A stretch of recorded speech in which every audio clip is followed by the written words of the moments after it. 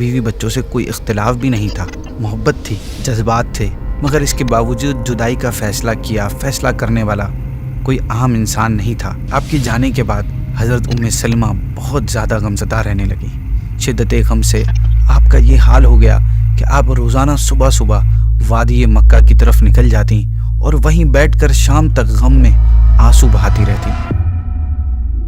السلام علیکم ورحمۃ اللہ وبرکاتہ۔ سیریز تاریخی فیصلے ہسٹورک ڈیسیجن میں ایک بار پھر ویلکم۔ ناظرین، کہا جاتا ہے کہ انسان اس دنیا میں ماں باپ کے بعد سب سے زیادہ جو محبت کرتا ہے نا، وہ اپنے بیوی بچوں سے کرتا ہے۔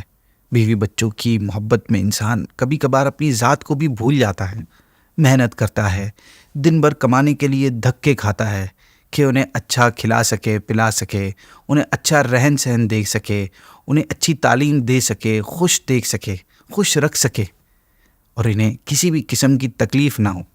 یہ سب کرتا ہے انسان اپنے بیوی بچوں کی محبت میں۔ اور آج ہم سننے جا رہے ہیں ایک انسان کا اپنے بیوی بچوں کو چھوڑنے کا فیصلہ۔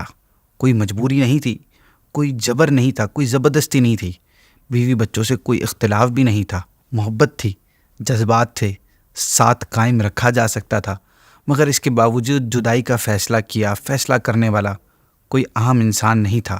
فیصلہ کرنے والے ہمارے پیارے آقا صلی اللہ علیہ وسلم کے بہت ہی پیارے صحابی حضرت ابو سلمہ رضی اللہ تعالیٰ عنہ تھے۔ یہ بات ہے ان دنوں کی جب کفار مکہ کی جانب سے مسلمانوں پر ظلم و ستم اپنی حد سے بڑھ گیا۔ مکے میں رہنا مسلمانوں کے لیے مشکل ترین ہو گیا، امپاسبل سا ہو گیا۔ آزادی سے اسلامی تعلیمات پر عمل کرنا صحابہ کے لیے ناممکن ہو گیا، تو اللہ پاک کی طرف سے ہجرت کا حکم نازل ہوا اور صحابہ کرام چھپ چھپائے مدینے کی جانب ہجرت کرنے لگے۔ انہی ہجرت کرنے والوں میں نبی پاک صلی اللہ علیہ وسلم کے ایک صحابی حضرت ابو سلمہ رضی اللہ تعالیٰ عنہ بھی تھے۔ ابو سلمہ کی کنیت سے آپ مشہور ہیں، مگر آپ کا اصل نام عبداللہ بن عبد الاسد ہے۔ آپ کا تعلق قریش کی شاخ بنو مخزوم سے تھا۔ آپ کو یہ اعزاز حاصل ہے کہ آپ نبی پاک صلی اللہ علیہ وسلم کے پھپھی زاد بھائی ہونے کے ساتھ ساتھ رضائی یعنی دو شریک بھائی بھی ہیں۔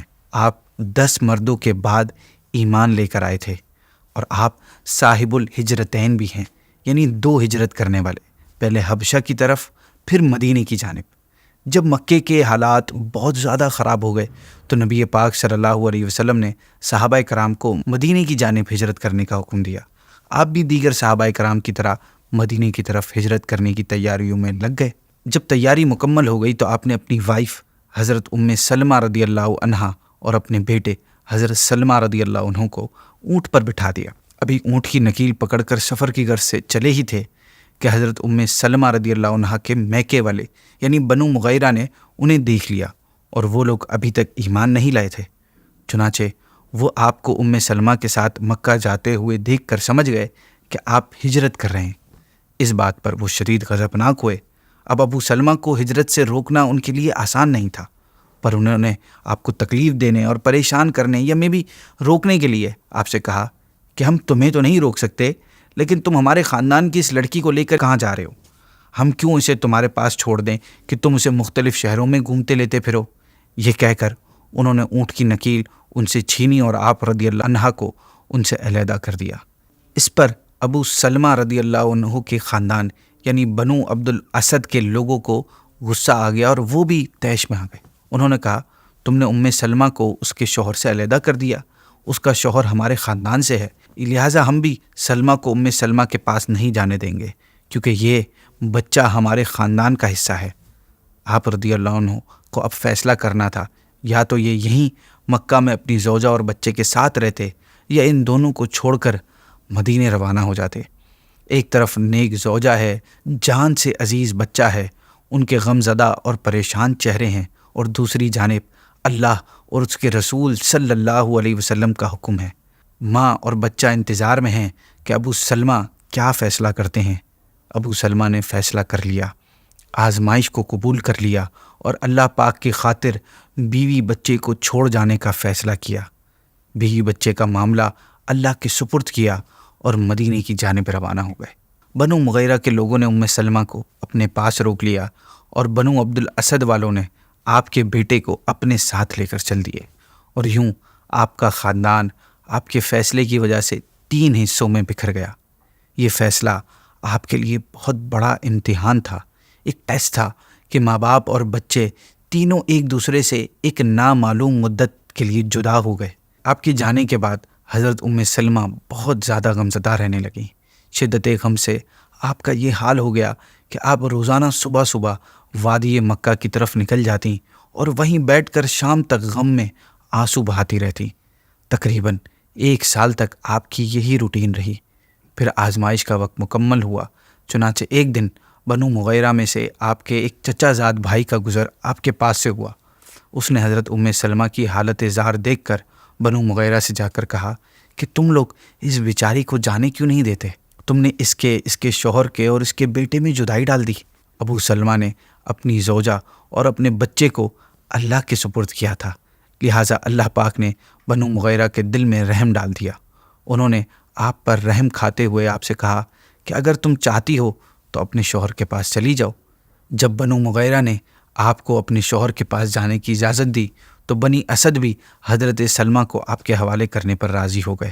اب آپ اپنے بچے کو گود میں لیا اور اونٹ پر سوار ہو کر مدینے کی جانب چل دیں۔ لیکن ابھی بھی ایک پرابلم تھی، وہ یہ کہ اس سفر میں آپ بالکل اکیلی تھی، الون تھی۔ آپ کے ساتھ کوئی بھی محافظ نہیں تھا جو راستے کے خطرات سے آپ کی حفاظت کرے۔ اللہ پاک نے اس کا بھی انتظام فرما دیا۔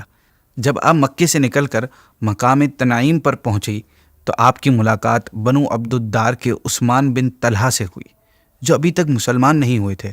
انہوں نے آپ سے پوچھا، ابو امیہ کی بیٹی کہاں کا ارادہ ہے؟ آپ نے عرض کیا، میں مدینہ منورہ اپنے شوہر کے پاس جا رہی ہوں۔ عثمان طلحہ نے پوچھا کہ تمہارے ساتھ کوئی آدمی نہیں ہے کیا؟ آپ نے کہا، اللہ اور اس معصوم بچے کے سوا میرے ساتھ کوئی نہیں۔ عثمان بن طلحہ کہنے لگے، اللہ کی قسم تمہیں اس حالت میں چھوڑنا مناسب نہیں ہے۔ اور پھر انہوں نے آپ کے اونٹ کی لگام اپنے ہاتھ میں پکڑ لی اور آگے آگے چلنے لگے۔ آپ رضی اللہ عنہا ان کے اخلاق حسنہ کے بارے میں بتاتی ہیں کہ اللہ کی قسم میں نے عثمان بن طلحہ سے زیادہ شریف آدمی عربوں میں کبھی نہیں دیکھا۔ سفر کے بارے میں بتاتے ہوئے آپ فرماتی ہیں کہ جہاں ہمیں آرام کرنے کے لیے اترنا ہوتا وہ اونٹنی کو بٹھا دیتے اور مجھ سے پیچھے ہٹ جاتے۔ جب میں اتر جاتی تو اونٹ کو اٹھاتے اور لے کر کسی اور درخت سے باندھ دیتے اور خود اس درخت کے سائے میں جا کر سو جاتے تھے۔ جب روانہ ہونے کا وقت ہوتا تو اونٹ کو میرے پاس لاتے اور پیچھے ہٹ جاتے اور کہتے سوار ہو جاؤ۔ جب میں سوار ہو جاتی، اچھی طرح بیٹھ جاتی تو لگام پکڑ کر روانہ ہو جاتے۔ پورے راستے ان کا یہی روٹین، یہی طریقہ کار رہا کہ جب تک کہ میں مدینہ نہیں پہنچ گئی۔ قباء پہنچ کر جب بنو عمر بن عوف کی بستی نظر آنے لگی تو انہوں نے مجھ سے کہا، دیکھو بہن، تمہارے شوہر ابو سلمہ بھی اسی بستی میں آئے ہیں، تم اللہ کا نام لے کر وہاں چلی جاؤ۔ اور خود وہ وہیں سے مکہ واپس چلے گئے۔ اس پیارے انداز سے اللہ پاک نے آپ کی زوجہ اور بیٹے کو آپ کے ساتھ ملا دیا۔ ناظرین، اللہ پاک نے آپ رضی اللہ عنہ کو بہت سی فضیلت عطا فرمائی ہیں۔ آپ بدری صحابی ہیں۔ غزوہ احد میں بھی آپ رضی اللہ عنہ نے لشکر اسلام کی بائیں حصے کی قیادت کے فرائض انجام دیے۔ اس غزوے میں بازو پر تیر لگنے سے آپ شدید زخمی ہوئے۔ 1 ماہ تک آپ کا علاج چلتا رہا، زخم تقریباً بھر چکا تھا۔ پھر 1 محرم الحرام کو سن 4 ہجری میں نبی پاک صلی اللہ علیہ وسلم نے ایک مہم کے لیے آپ کا انتخاب فرمایا اور آپ کی لیڈرشپ میں تقریباً 150 صحابہ کرام روانہ فرمائے۔ 29 ڈیز بعد جب یہ قافلہ مدینے واپس آیا تو آپ کا وہ جو زخم تھا وہ دوبارہ تازہ ہو گیا تھا، دوبارہ ہرا ہو گیا تھا۔ علاج شروع ہوا مگر پھر آپ صحت یاب نہ ہو سکے اور آخرکار 8 جمادی الآخر سن 4 ہجری میں آپ کا انتقال ہو گیا۔ پیارے آقا صلی اللہ علیہ وسلم نے آپ کے لیے یوں دعا فرمائی، الہی ابو سلمہ کو بخش دے اور ہدایت والوں میں ان کا درجہ بلند فرما۔